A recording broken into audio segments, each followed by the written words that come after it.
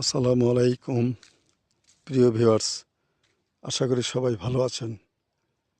আজ আপনাদেরকে করতোয়া নদীর তীরে সোনাচান্দি গ্রামের সোজা পূর্ব পাশে নদী এলাকা অর্থাৎ নদীর তীরে তেজপাতার বাগান দেখুন।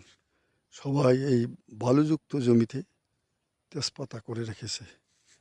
এই তেজপাতা বর্তমানে অর্থকরী ফসল হিসাবে বলা চলে, কেননা বছরে দুবার কমপক্ষে একবার তো আসেই, অনেক মূল্যে বিক্রি করা হয়ে থাকে। 1 একর জমি যার তেজপাতা আছে, গাছ আছে, সে মিনিমাম 5 লক্ষ থেকে 6 লক্ষ টাকা বিক্রি করে। তাহলে দেখুন, গাছের পাতা কাটে নিয়ে চলে যায়, আপনি 5-6 লাখ টাকা পেয়ে গেলেন।